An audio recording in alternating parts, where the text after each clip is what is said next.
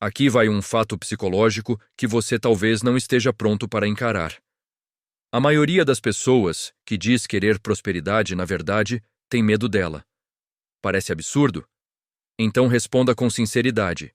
Se amanhã entrasse na sua conta uma quantia 10 vezes maior do que você ganha hoje, você saberia exatamente o que fazer com ela, sem entrar em pânico, sem gastar impulsivamente, sem tomar decisões precipitadas? Ou, no fundo, você sente que ainda não está pronto? Essa é a parte que ninguém gosta de admitir. Nós pedimos crescimento, mas continuamos pensando pequeno. Oramos por abundância, mas vivemos em modo de sobrevivência. E enquanto essa contradição existir, a prosperidade continuará parecendo distante, quase provocadora, como algo que acontece com outras pessoas. Existe uma única regra na Bíblia que confronta diretamente essa contradição. Uma regra que não é barulhenta, não é espetacular, não é vendida como fórmula mágica, mas que atravessou séculos sendo aplicada silenciosamente por homens e mulheres que prosperaram de forma consistente. E não estou falando apenas de personagens bíblicos, como Abraão, José ou Salomão. Estou falando de empresários, investidores e líderes que entenderam algo essencial. Prosperidade não começa com dinheiro, começa com padrão. E padrão começa com decisão. Antes de revelar qual é essa regra, precisamos encarar uma verdade desconfortável. A Bíblia fala sobre dinheiro, riquezas e prosperidade em cerca de 350 versículos. Isso significa que o tema não é periférico, não é tabu, não é algo que Deus trata como irrelevante. Pelo contrário, é tratado como teste de caráter, como reflexo de maturidade, como responsabilidade. Se há milhares de ensinamentos sobre poupar, planejar, evitar dívidas, trabalhar com diligência e pensar no futuro, por que tantas pessoas continuam vivendo no aperto constante? Porque ouvir não transforma. Aplicar transforma. E aplicar exige coragem. Eu decidi testar essa regra por 30 dias. Não como um gesto simbólico, não como algo superficial, mas como um experimento real, consciente, estruturado. Durante esse período, eu segui o princípio sem negociar comigo mesmo. E o que aconteceu foi muito além do que eu imaginava. Não foi um raio caindo do céu, não foi um milagre cinematográfico. Foi algo mais profundo e, por isso mesmo, mais poderoso. Um alinhamento entre mentalidade, comportamento e consequência. Um desbloqueio interno, que começou a refletir externamente. Mas para entender isso, você precisa perceber como a mente humana funciona em relação ao dinheiro. Psicologicamente, somos programados para a autopreservação. Quando sentimos risco, seguramos, retemos, guardamos. Entramos em modo de escassez. Esse modo é silencioso, mas poderoso. Ele influencia decisões diárias, compras impulsivas por medo de aproveitar antes que acabe, retenção excessiva por medo de faltar, recusa em investir por medo de perder.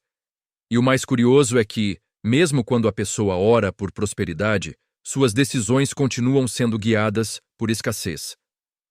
É como tentar correr para frente puxando uma âncora invisível. A regra que eu testei confronta exatamente esse ponto. Provérbios 11:24 declara que há quem dá liberalmente e ainda se torna mais rico, enquanto o outro retém além do necessário e acaba na pobreza. Leia isso novamente. Quem dá se torna mais rico. Quem retém demais, empobrece. Isso vai contra o instinto natural. Nosso cérebro diz: guarde tudo, você pode precisar. O princípio bíblico diz: fluxo gera crescimento.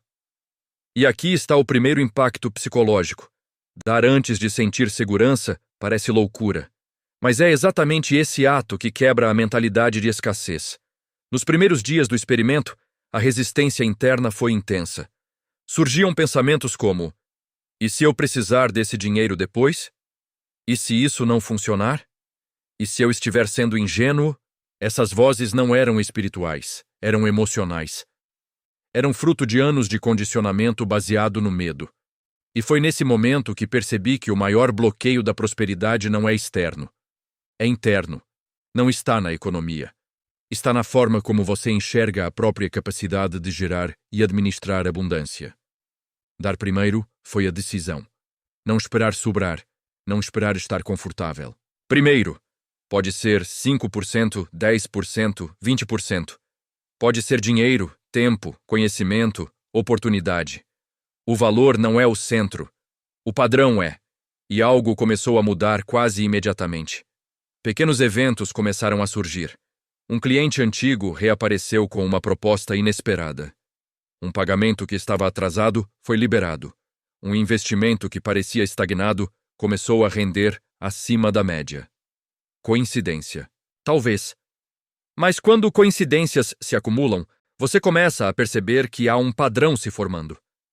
Ao mesmo tempo, outros princípios começaram a se alinhar naturalmente. A história de José no Egito, por exemplo, deixou de ser apenas uma narrativa antiga e passou a ser estratégia prática. Ele guardou 20% durante os anos de fartura para atravessar 7 anos de escassez. Isso é planejamento financeiro. Isso é disciplina. Guardar parte da renda não é falta de fé, é maturidade. E, curiosamente, ao praticar o princípio do dar, eu me senti mais motivado a poupar com consistência, porque quem aprende a liberar, aprende também a administrar. Outro princípio que ganhou força foi evitar dívidas. Provérbios declara que o devedor se torna escravo do credor. E isso não é metáfora exagerada. Dívida tira liberdade. Tira poder de decisão, tira paz. Quando você começa a agir com mentalidade de abundância, percebe que liberdade financeira é tão importante quanto renda. E liberdade exige disciplina.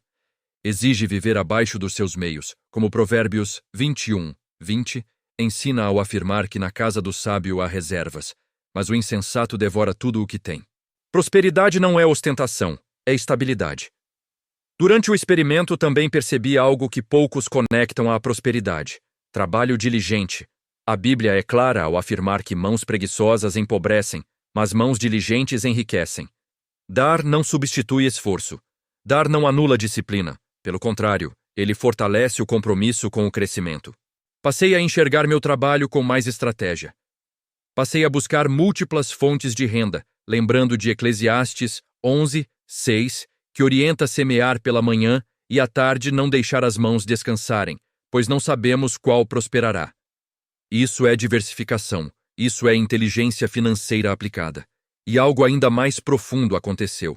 Minha identidade começou a mudar. Existe um conceito psicológico chamado autoimagem financeira. Quando você age repetidamente como alguém generoso, disciplinado e estratégico, sua mente começa a se enxergar como alguém próspero. E quando sua autoimagem muda, suas decisões mudam. Você deixa de aceitar oportunidades medíocres, deixa de entrar em dívidas impulsivas, deixa de gastar para impressionar. Começa a pensar em legado, lembrando que a Bíblia ensina que o homem bom deixa herança para os filhos de seus filhos. Houve dias em que nada parecia acontecer. Nenhum ganho extra, nenhuma novidade. E ali estava o verdadeiro teste. Porque a maioria das pessoas quer resultados imediatos. Quer prova rápida, mas prosperidade não responde a impulsos isolados. Ela responde à consistência. Assim como guardar 20% por um mês não muda sua vida. Mas guardar por anos transforma completamente seu futuro. Assim como investir em conhecimento hoje pode não gerar retorno imediato, mas ao longo do tempo constrói vantagem competitiva. Ao final dos 30 dias, os números falaram por si. Houve aumento real de renda, surgiram novas fontes de receita que antes não estavam no radar. Projetos que estavam parados começaram a se mover. Mas o maior resultado não estava no extrato bancário, estava na mente. A ansiedade diminuiu. A clareza aumentou. A confiança substituiu o medo. E foi nesse momento que compreendi algo essencial. Prosperidade não é apenas sobre quanto você ganha. É sobre como você pensa, como você decide, como você administra. Aqui está a verdade que pode incomodar. Talvez você esteja pedindo prosperidade enquanto continua agindo como alguém que teme perdê-la. Talvez você queira abundância, mas ainda vive com mentalidade de retenção absoluta. Deus não entrega expansão para quem ainda não aprendeu a administrar estabilidade. Prosperidade é responsabilidade. E responsabilidade exige transformação interna. Se 30 dias produziram esse nível de mudança, imagine uma vida inteira alinhada com esse princípio. Não como teste, como estilo de vida. Porque a diferença entre quem prospera e quem permanece no mesmo lugar raramente está na sorte. Está no padrão repetido diariamente. Está na coragem de aplicar aquilo que muitos apenas escutam. Agora a decisão está diante de você. Você pode assistir a essa narrativa, achar interessante e seguir exatamente como está. Ou pode testar. Escolha um percentual. Comece hoje. Dê com intenção. Poupe com disciplina. Evite dívidas. Trabalhe com diligência. Diversifique suas fontes de renda. Invista em sabedoria antes de investir em qualquer ativo financeiro. Observe sua mentalidade mudar. Observe sua postura mudar. Observe como pequenas coincidências começam a se acumular. Porque quando identidade muda, comportamento muda. Quando o comportamento muda, resultado muda. Prosperidade nunca foi mágica. Sempre foi alinhamento. E a pergunta que permanece não é se funciona. É se você está disposto a viver o suficiente para descobrir.